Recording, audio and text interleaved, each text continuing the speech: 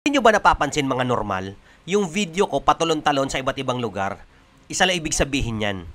Hindi ko siya inaayos accordingly. So, anong ibig kong sabihin doon? Ibig sabihin ko, ano talaga nangyari sa akin sa buong linggo ngayon, yun talaga ipopost ko. Sunod-sunod yun, patalon-talon kung saan man. Kaya ito yung nangyari. Sabi ko rin dala kayo, sir. Baka na ako si sir.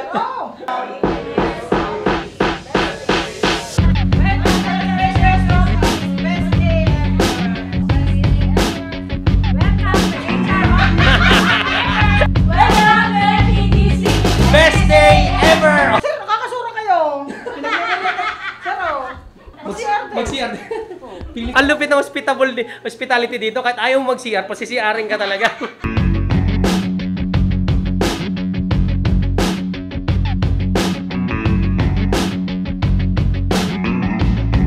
Si ma'am, hindi po aware yan na may video dito. Oo, hindi talaga. Ako hindi rin. Hindi rin aware. Best! welcome to Treasures Office. Best day ever!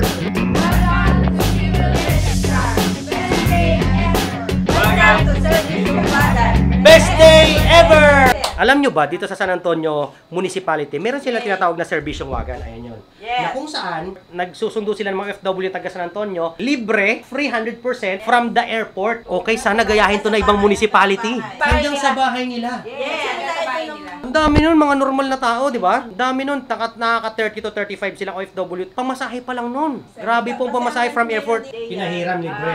Patay. Sila pa rin, libre na rin na magtataya. Pati po yung magkakalas. Okay, Pati libre. po yung kabaong, pagka po Okay, libre. nagbibigay din po ang aming mayor. Kaya ang aming mayor ay proud na O, di ba ang galing? Masarap palang mamatay dito sa San Antonio.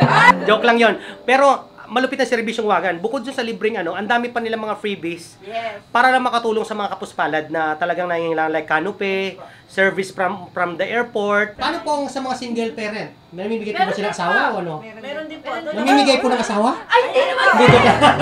Joke lang po yun. Joke lang, wala pong libreng asawa dito sa mga single parent. O pagkatapos ng konting kulitan, ay kumain nga pala kami dito sa may Big Mike. Naku, subukan nyo yung lomi nila dito na overload. Tingnan nyo, ang dami, di ba? Marami na, masarap pa. I'm sure yung isang overload, naku. Di ba? Punong-puno ng energy. Maganda talaga tingnan sa isang barangay yung may proper waste disposal sila. Yon, pagkatapos nun, ginutom kami. Syempre, kumain na naman kami na aming paboritong lomi. So ngayon mga normal, nandito tayo ngayon sa Lumihan. Isang sikat na lumihan dito sa Barangay Paligawan. Ang pangalan ng lumihan niya, te? Marsing Lumihan. Tinoy, no? Napakasimple lang. Napakalupit dito, simple lang. Oh. Pero napakasarap ng lomi nila, promise. Pag kumain kayo dito, pag uwi nyo, maliligaw na kayo eh. Kasi makakalimutan nyo na yung sarili nyo. Naghahanap po ako ng lumihan na hindi overload. Yung tipong mabibitin ka rin kahit minsan. Karamihan kasi talaga overload eh, no? Pansin mo? At dito lang yan sa tapat ng Barangay Hall ng Paligawan. 'Di ba? Napakaganda din talaga ng Barangay Hall nila, napakalinis, sikap, very hands-on at very cooperative din ng mga tao nila dito.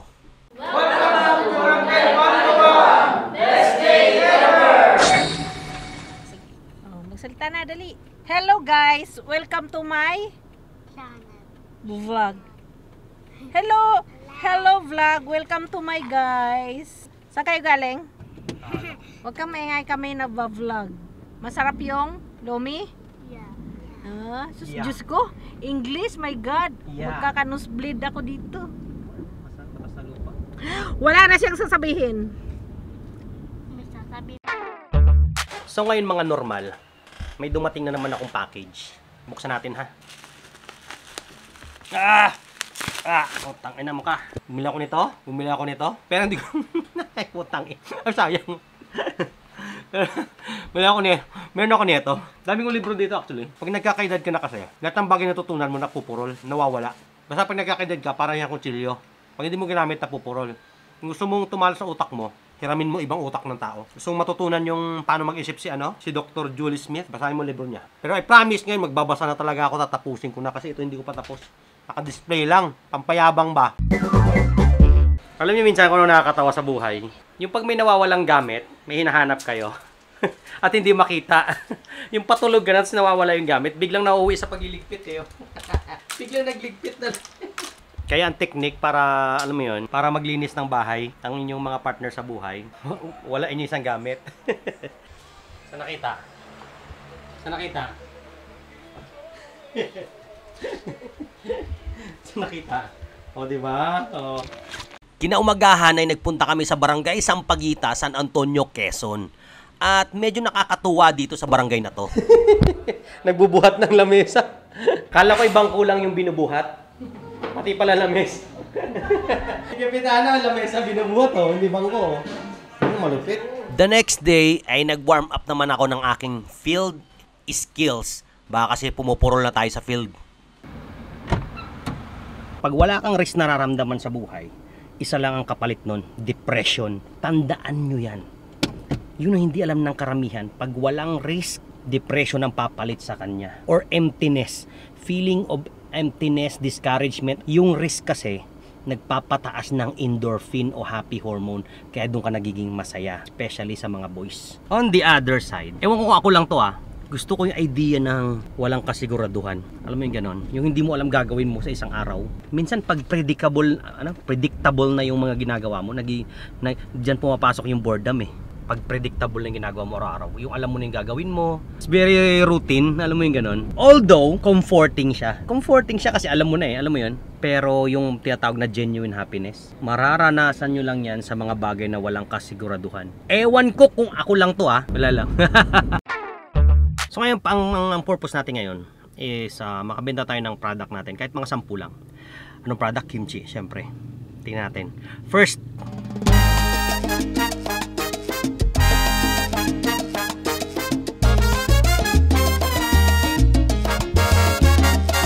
grabe mga normal, consistent pa rin ako. Hindi talaga ako nagkanin. Ilang linggo na ako din nagkakanin. Mag-iisang buwan na ako din nagkakanin, no? Saan gala? Malupit. Lumaki na talaga yung palengke, no? Dati doon lang kayo sa gilid no? Alam nyo mga normal, try nyo minsan pasukin ang mundo ng sales. Yung tipong kakausap ka ng taong hindi mo kilala, o offer ka ng product and services na alam mong makakatulong sa kanila. Iba ang saya pag nilalagay mong sarili mo sa risky talaga ng mga buhay. Alam mo na sitwasyon. Kaya nga mas pinili ko to kaysa sa diploma eh. Ano may-ari si Alex? Pero ginawa niya, Lek Goto.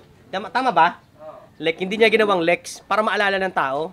Di ba ang hirap bigkasin? Lek. Alek. Para si Alek Bobit. Welcome to Lex Goto. Mabuhay. Sobrang saya nyo naman. Shoutout nga pala sa suki ko. Okay, uulitin ko kung gusto nyo mamili ng mga gulay na binubunot sa mismong garden. Ito yon. Wala na kaming garden. Di ba dati? Kaya kung ikaw ay isang taong masipag at madiskarte sa buhay, isa lang masasabi ko sa'yo, inamo ka. Dahil believe ako sa'yo, believe kaming lahat sa'yo.